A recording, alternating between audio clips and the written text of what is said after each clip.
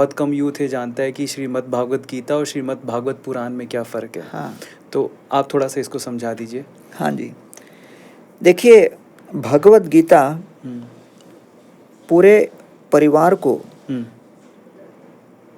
जोड़ने वाली ग्रंथ है।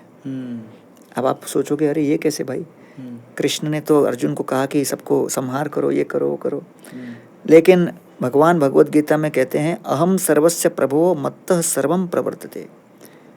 तो मैं इस संपूर्ण सृष्टि का स्रोत हूँ, आई एम द सोर्स। तो इसलिए a family which praise together stage together. तो कृष्ण ने गीता में कहा है पत्रम पुष्पम फलम तोयम। पत्र पुष्प फल जल बहुत सरल है मिलना, सुलभ है।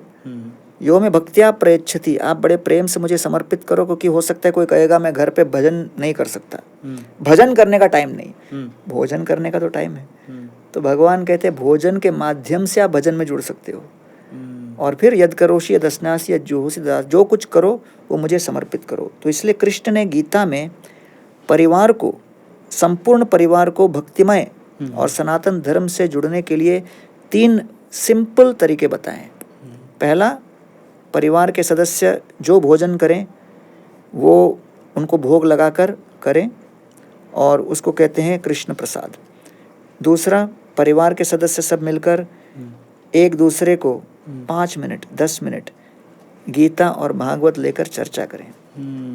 गीता की कथा एक दूसरे को सुनाएं। कोई एक मेंबर पढ़ सकता है, दूसरे सुन सकते हैं। तीसरा, परिवार के सभी सदस्य 10 मिनट 15 मिनट थोड़ा अपने जीवन में कोई मंत्र का जाप करें या कोई मेडिटेशन करें या साधना करें। तो ये 3 बातें, कृष्ण नाम, कृष्ण कथा, कृष्ण प्रसाद, ये सरल तरीका है जिससे किसी भी परिवार को 7 रूप से स्थायी किया जा सकता है। आपने जब ये आप बात बोल रहे थे तो एक जगह मैं स्टक हो गया जब आपने ये कहा कि हमें प्रतिदिन कम से कम श्रीमद् भागवत गीता का एक मंत्र ज़रूर पढ़ना चाहिए। हाँ, बहुत सारे ऐसे बच्चे हैं जो युवा हैं, बेसिकली संस्कृत नहीं समझते, उनके लिए इतना आसान नहीं है किसी एक मंत्र को चुनना। तो श्रीमद् भागवत गीता से आप क्या रिकमेंड करते हैं कि ये एक मंत्र है जिसका अगर जाप वो निरंतर करते हैं, उसका मतलब भी आप समझाइएगा ताकि उनको कुछ फ़ायदा हो। दूसरे अध्याय का 14वां श्लोक, मात्रा स्पर्शास्तु कौन्तेय शीत उष्ण सुख दुःखदाः आगमा आपायनो अनित्यास्तान् तितिक्षस्व भारत।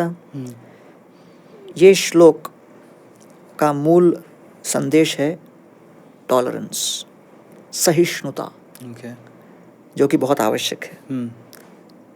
तो भगवान कह रहे हैं मात्रा स्पर्शास्तु कौन्तेय। मात्रा अर्थात इंद्रियां और इंद्रिय विषय। जब इंद्रियां और इंद्रिय विषय दोनों का आपस में संपर्क होता है, when the eyes see form, when the tongue hits a taste, when the ears hit sound, जब दोनों के बीच में इंटरेक्शन होता है तो हम लोगों की एक अपेक्षा होती है, और ये अपेक्षा हमारे कष्ट की जननी है। वो अपेक्षा क्या है? हम अपेक्षा करते हैं कि दोनों जब एक दूसरे के संपर्क में आए तो वो अनुभव हमेशा सुखमय हो।